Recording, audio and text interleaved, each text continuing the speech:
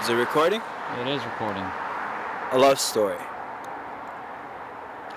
Once upon a time in a city nearby, there lived a sister similar to you and I, dreaming dreams of marriage after college, a quiet house, a family seeking knowledge, and school biding her time, doing fine, developing her mind at the masjid all the time. Until one day, while she was sitting at the student cafe, she was approached by a brother who asked if it would be okay to talk to her a second. He was in a state of dismay.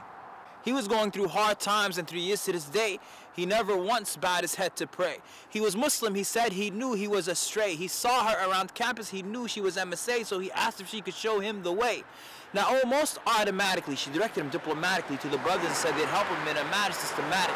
He said that was problematic. The brothers are type fanatics. And without being too dramatic, he predicted there'd be static. So what could she do?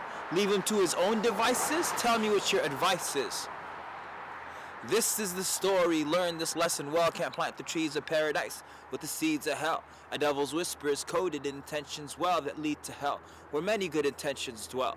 This is the story, learn this lesson well, can't plant the trees of paradise with the seeds of hell. A devil's whisper is coded in intentions well that lead to hell, where many good intentions dwell. Time went on and she would meet him twice a week. Though both times they met, she'd always be discreet. He was coming along well, first order down, then the second. He'd be done by 10 by the end of the semester she expected. At times she'd have to check him, tell him to chill, like the time he called her up just because he had time to kill. She bore it because he was sincere, she said. It all made sense in her head, so she continued to tread down that path. She didn't realize how much she laughed, how quickly the term passed, and that wasn't even the half. She called him brother, and he called her his friend. She didn't account herself, or it didn't bother her then. Then there was that time when he made her crack up. He said if they weren't married by 30, they'd be backups. But that was the first time she ever saw him as potential. Shaitan saw his potential, and there went her potential. Let me fast forward a semester in advances. Marriage was on their mind. He asked her, he had planned it, so now she had no problem seeing him all over campus. And he promised as soon as he corrects his finances, he talked to her parents, asked them in advances.